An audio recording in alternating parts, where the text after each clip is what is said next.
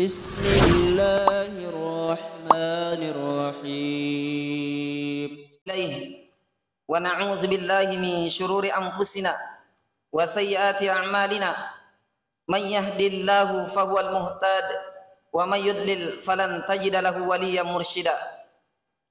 Asyhadu an la ilaha illallah wahdahu la syarikalah wa asyhadu anna Muhammadan 'abduhu wa rasuluh al-mab'utsu rahmatan lil alamin. Allahumma salli wa sallim ala nabiyil mustafa wa rasulihil mujtaba wa ala alihi wa sahabatihi wa man tabi'ahum bi ihsanin ila yaumiddin. Faya ibadallah, usikum wa nafsa bittaqwallahi wa ta'atihi faqad fazal muttaqun. Ya ayyuhalladzina amanu taqullaha haqqa tuqatih wa la tamutunna illa wa antum muslimun.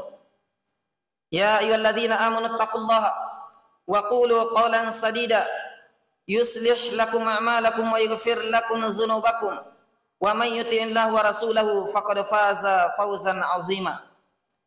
Ya ayyuhalladzina amanu taqullaha wal tanzur nafsum ma qaddamat lighad wattaqullaha innallaha khabirum bima ta'malun. Sidang jamaah Jumat yang dimuliakan oleh Allah Subhanahu wa taala. Sesungguhnya segala bentuk pujian hanyalah milik Allah Subhanahu wa taala. Oleh karenanya hanya kepada Allah Subhanahu wa taala kita memuji dengan mengucapkan alhamdulillahirabbil alamin. Segala bentuk pujian hanyalah milik Allah Subhanahu wa taala, Rabb pencipta dan pemelihara alam semesta. Kemudian hanya kepada Allah Subhanahu wa taala kita senantiasa mohon pertolongan. Inilah yang senantiasa kita nyatakan di dalam salat kita. Ketika kita membaca surah Al-Fatihah, iyyaka na'budu wa iyyaka nasta'in. Hanya kepadamu ya Allah kami beribadah dan hanya kepadamu kami mohon pertolongan. Kemudian hanya kepada Allah Subhanahu wa taala kita beristighfar, memohon ampun kepada Allah Subhanahu wa taala atas dosa dan kesalahan-kesalahan yang telah kita lakukan. Kemudian hanya kepada Allah Subhanahu wa taala kita beristiazah, yaitu memohon perlindungan kepadanya dari keburukan jiwa kita dan keburukan amal-amal perbuatan kita. Karena sesungguhnya barang siapa yang diberikan hidayah oleh Allah Subhanahu wa taala, maka tidak seorang pun yang mampu menyesatkannya. Begitu pula sebaliknya, barang siapa yang dibiarkan sesat oleh Allah Subhanahu wa taala, dalam pengertian bahwa orang itu tidak mendapatkan hidayah, tidak mendapatkan petunjuk, tidak mendapatkan bimbingan dari Allah Subhanahu wa taala, maka biar seluruh makhluk berkumpul untuk memberikan hidayah kepadanya, maka niscaya dia tidak akan mampu. Saya bersaksi, kita semuanya bersaksi bahwa tidak ada Tuhan yang berhak disembah kecuali Allah Subhanahu wa taala, dan Nabiullah Muhammad sallallahu alaihi wasallam adalah hamba dan rasul Allah Subhanahu wa taala. Wahai orang-orang yang beriman, bertakwalah kepada Allah Subhanahu wa taala sebenar-benarnya takwa kepadanya, dan jangan sekali-kali mati kecuali dalam keadaan beragama Islam atau kecuali dalam keadaan muslim, yaitu tunduk, patuh, pasrah hanya kepada Allah Subhanahu wa taala. Wahai orang-orang yang beriman, bertakwalah kepada Allah Subhanahu wa taala, dan hendaklah kalian mengatakan perkataan yang benar. Niscaya Allah akan memperbaiki amalan-amalan kalian. Kemudian Allah akan mengampuni dosa-dosa kalian. Barang siapa yang taat kepada Allah dan Rasulnya Muhammad sallallahu alaihi wasallam, maka sungguh dia telah mendapatkan kemenangan yang besar. Wahai orang-orang yang beriman, bertakwalah kepada Allah Subhanahu wa taala, dan hendaklah setiap orang, setiap diri memperhatikan, menghitung-hitung apa yang telah dia perbuat untuk hari esok, yaitu hari akhirat. Bertakwalah kepada Allah Subhanahu wa taala, karena sesungguhnya Allah Maha teliti terhadap apa yang kalian kerjakan. Sidang jamaah Jumat yang dimuliakan oleh Allah Subhanahu wa taala. Pada kesempatan ini, tema khutbah Jumat kita adalah Al-Qur'an sebagai pemberi syafaat pada hari kiamat. Sidang jamaah Jumat yang dimuliakan oleh Allah Subhanahu wa taala. Tentu yang pertama, Allah Subhanahu wa taala pertemukan dengan bulan Ramadan ini adalah suatu kesyukuran yang sangat besar. Dan tentu yang pertama adalah kita berdoa kepada Allah Subhanahu wa taala supaya diberikan kekuatan untuk bisa memanfaatkan bulan Ramadan ini sebagai bulan yang terbaik bulan Ramadan yang terbaik daripada bulan-bulan Ramadan sebelumnya. Tentu itu adalah merupakan tekad kita, komitmen kita, sehingga kita keluar daripada bulan Ramadan ini sudah mendapatkan ampunan dari Allah Subhanahu wa taala. Maka tentu ada komitmen, ada tekad yang kuat, ada azam bagaimana supaya bulan Ramadan ini kita manfaatkan sebaik-baiknya. Dan salah satu sarana untuk bagaimana kita mendapatkan kesuksesan di bulan Ramadan ya sampai di akhirat adalah kita dekat dengan Al-Qur'anul Karim. Dan Allah Subhanahu wa taala sudah perintahkan. Oleh karenanya ketika kita ingin mendapatkan syafaat pada hari kiamat dari Al-Qur'an, maka dalam hadis sahih yang diriwayatkan oleh Imam Muslim dari Abu Umamah Al-Bakhili, Rasulullah sallallahu alaihi wasallam bersabda. Rasulullah sallallahu alaihi wasallam bersabda, "Iqra'ul Qur'an. Iqra'ul Qur'an fa innahu ya'ti yaumal qiyamati syafi'an li ashabi." Bacalah Al-Quran karena sesungguhnya Al-Quran itu akan datang pada hari kiamat memberikan syafaat kepada pembacanya atau kepada sahabatnya. Maka tentu yang mendapatkan jaminan di sini adalah bagaimana menjadikan Al-Quran itu sebagai sahabat ketika kita ingin juga mendapatkan syafaat dari Al-Quranul Karim sebagai syafaat yang terbesar nanti pada hari kiamat. Bahkan di dalam hadis yang lain disebutkan puasa yang kita jalanin sekarang ini, kemudian juga Al-Quran nanti pada hari kiamat keduanya itu akan memberikan syafaat, memberikan kepada pembelaan, memberikan pembelaan kepada orang yang membacanya di dunia dan orang yang berpuasa di siang harinya. Dia memberikan pembelaan dan pembelaannya itu atau syafaatnya itu akan diterima oleh Allah Subhanahu wa taala. Sidang jamaah Jumat yang dimuliakan oleh Allah Subhanahu wa taala. Oleh karenanya kalau kita mau sukses di bulan Ramadan ini, maka harus sukses dekat dengan Al-Quran. Yang pertama adalah kita menyisihkan waktu terbaik kita untuk membaca dan mempelajari Al-Quran. Karena sesungguhnya itu adalah perintah Allah Subhanahu wa taala. Begitu pula perintah Rasulullah sallallahu alaihi wasallam. Kita lihat di dalam surah Al-Kahfi, Allah Subhanahu wa taala berfirman, "Watlu ma uhiya ilaika min kitab rabbik, la mubaddila li kalimatihi wa lan tajida min dunihi multahada." Watlu ma uhiya ilaika min kitab rabbik. Maka hendaklah engkau membaca apa yang datang dari Tuhanmu. La mubaddila li kalimati, tidak ada perubahan sedikit pun pada kalimat-kalimatnya. Walan tajida min dunihi multahada, dan engkau tidak akan mendapatkan pelindung selain daripada Allah Subhanahu wa taala.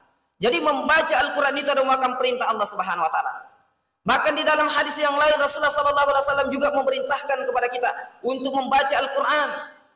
Iqra'ul Qur'an fa inna Allah Subhanahu wa taala la yu'adzibu qalban wa'a al-Qur'an wa inna hadzal Qur'an ma'dubatullah faman dakhala fihi fahuwa aminun wa man ahabba al-Qur'an falyabshir. Rasulullah sallallahu alaihi wasallam bersabda, bacalah Al-Qur'an karena sesungguhnya Allah Subhanahu wa taala tidak akan mengazab atau tidak akan menyiksa orang yang di dalam hatinya itu ada Al-Qur'an. Wa inna hadzal Qur'an ma'dubatullah, dan sesungguhnya Al-Qur'an ini adalah hidangan dari Allah Subhanahu wa taala. Faman dakhala fihi fahuwa aminun wa man ahabbal Qur'an falyabshir.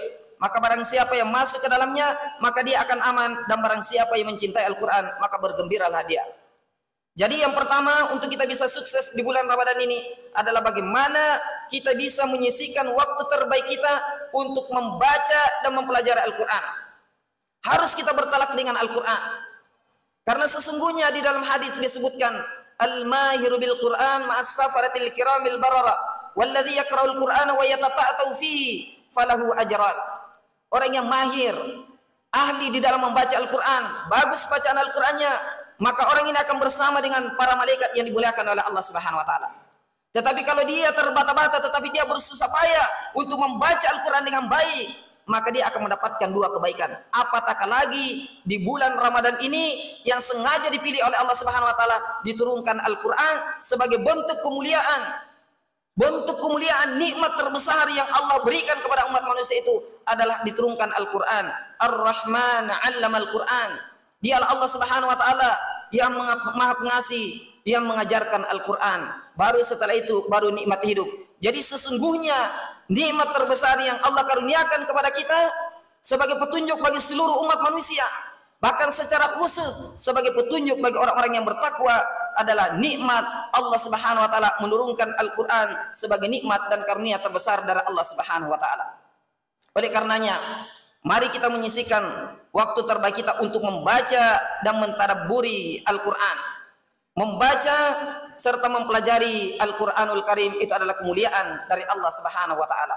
Kemudian yang kedua, setelah kita membaca kemudian kita bertalaqi, karena itu adalah metode yang hakiki yang ditinggalkan oleh Nabi sallallahu alaihi wasallam, adalah metode talaqi, musyafah, kemudian dengan sistem halaqah Quran atau majelis Quran. Ini adalah suatu kemuliaan dari Allah Subhanahu wa Ta'ala. Maka kita manfaatkan bulan Ramadan itu banyak berinteraksi dengan Al-Quran. Bahkan di dalam hadis disebutkan dan para ulama menjelaskan, satu hadis ini saja maka cukup bagi kaum muslimin untuk menyisihkan waktu terbaiknya untuk membaca dan mentadabburi Al-Quran.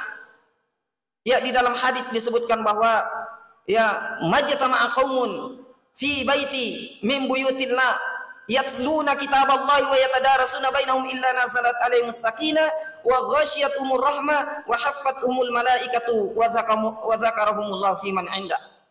Tidaklah suatu kaum orang-orang berkumpul di rumah Allah Subhanahu wa Ta'ala. Apa yang dilakukan? Yatluna kitaballahi wa yatadarasuna bainahum, membaca dan mempelajari ayat-ayat Allah Subhanahu wa Ta'ala, kecuali ketenangan akan turun kepada mereka. Rahmat Allah akan meliputi mereka. Malaikat akan senantiasa menaungi, mendoakan kita agar kita mendapat rahmat Allah Subhanahu wa Ta'ala, mendapatkan ampunan dari Allah Subhanahu wa Ta'ala.